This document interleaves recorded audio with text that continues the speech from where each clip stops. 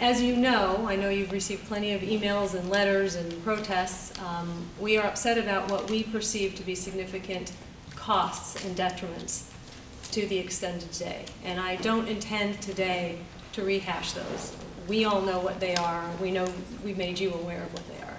Your focus tonight has been on the benefits, the premise of your vision. And that's really what I'd like to talk to you about tonight, are these benefits. I have engaged in a very extensive cost-benefit analysis over this past 2 weeks, trying to understand this policy. And I have read a lot. I have read a lot coming from your office. I have read a lot of studies. I have read the studies that you have referenced tonight and on other nights that you have spoken, trying to understand those benefits. What I have seen from all of the resources that are both pro and con are 5 themes that come out very loudly and very clearly, again, from both the pro and the con resources. And I wanted to talk about those a little bit tonight because I'm left confused by your conclusions when I look at what those 5 themes are. The first one is uniformly, they say this is an experiment. There is no question, there is no direct link. This is an experiment, period. There are quotes from the resources that you have referred us to that say there's no statistical relationship between the length of time that a school is in session and student performance. In fact, in Miami, in the Miami-Dade County, they actually tried, they spent $100 million and they tried an extended day school year. They tried it for 3 years, and about 2 years ago they deemed it an utter and absolute failure after spending all of that money. And here are what they abandoned the extended day. And here are some of the reports from that. Teachers and administrators complained of fatigue and burnout as a result of the extended calendar. Many students left the schools because of the schedule. Principals and teachers also reported that proficient students felt stigmatized by the mandatory additional time, which was viewed as a punishment rather than as an enhancement. So number 1 theme, it's an experiment. Number 2, and you've addressed this a little bit today, these studies uniformly say, before you even think about adding any additional days, improve your curriculum first.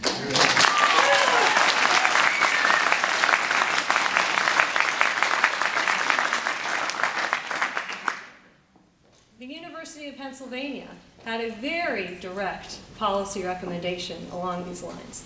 Instructional time should not be considered as a major policy lever. Do not waste resources in marginal increases in instructional time. If there is a choice between using resources to increase time versus improving teaching in the curriculum, give priority to the latter. Harvard, a paper coming out of Harvard said, well, here's another thoughtless rush to pack more minutes into an academic year without much thought to time well spent. You've told us today that you think that the schools are academically excellent, I believe. Really? Is there really no room for improvement? I've heard you say today that you're hoping going forward with this extended curriculum that you are going to also change the way that we teach our students.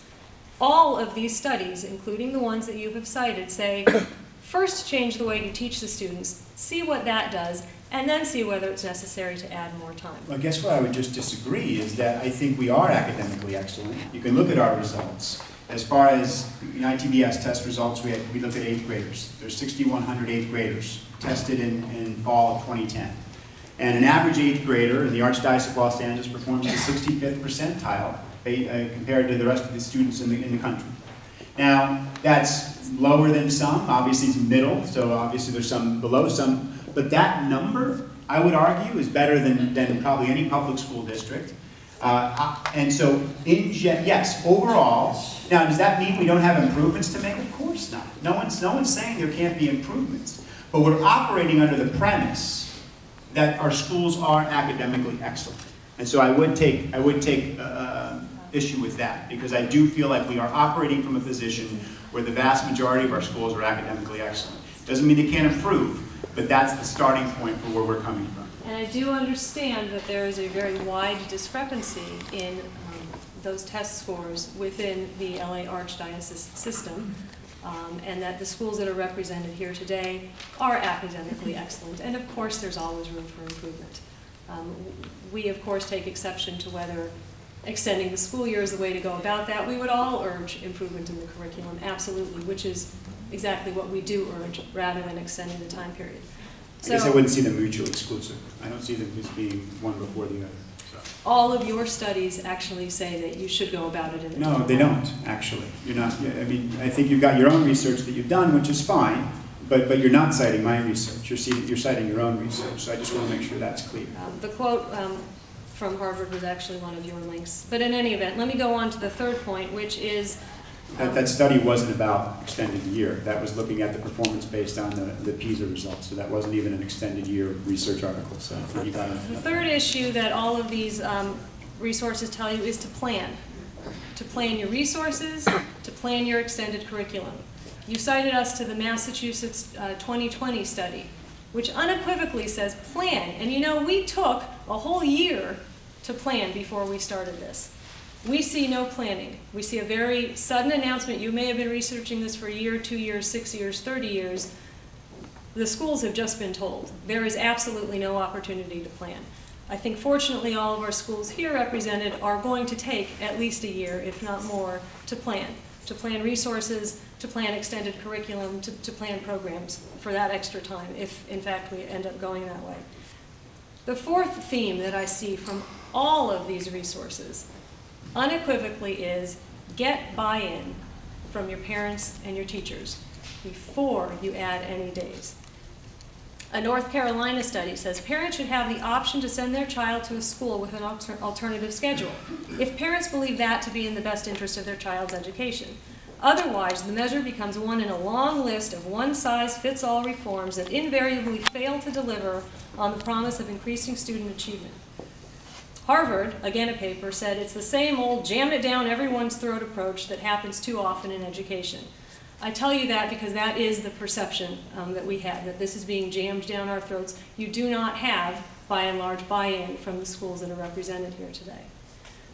The fifth theme that comes across, and this really is, I think, the most important, and the one that concerns us the most, is do not apply a broad brush and require this of all schools in one system. It doesn't work.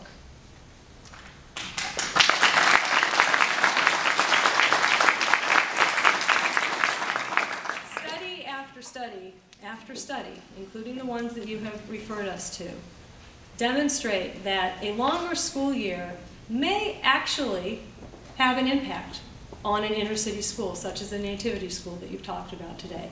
And none of us are here challenging what the other schools where their children don't speak English, and they might actually need more time to understand the language so that they can then understand the substance. None of us are here challenging that. That's between you and that's between those schools. We don't have those issues where we are. You are attempting to apply a policy to schools that are extremely diverse, especially in the Los Angeles area. Along those lines, I'd like to move to the PISA findings that you referred to, this international testing. There's an article out there, I'm not sure if you've seen it or not, it's called "It's Poverty, Not Stupid." And it was written by the National Association of Secondary School Principals. And that article took the PISA results from 2009, and that's a test that's given every 3 years, and 2009 are the most recent numbers that we have. And they looked at those numbers and they said, let's look at the schools that had less than 10% poverty. And let's compare those schools and those scores to the international schools that also had less than 10% poverty. And do you know what they found? They found that the United States was number 1.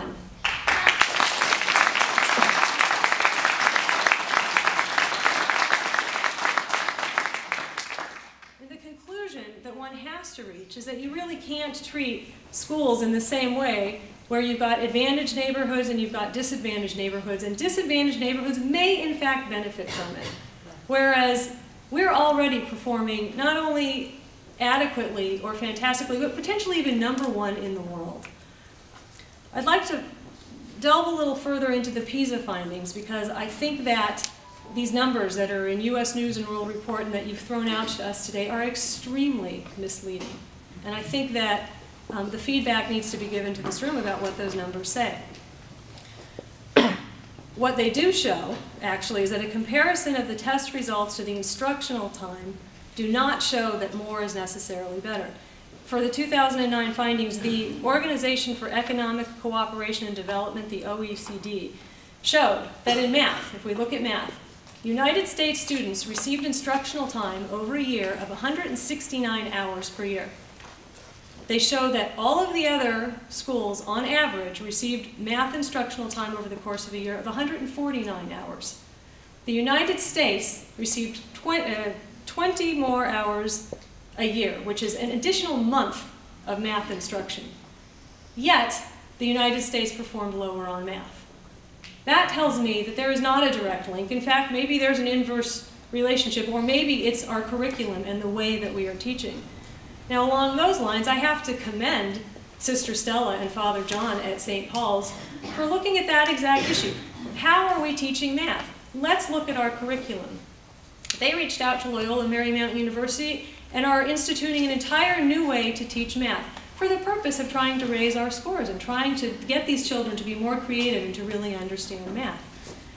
That's the right way to handle the problem. Throwing more time at a problem without changing the way that you're teaching it is not going to accomplish anything at all.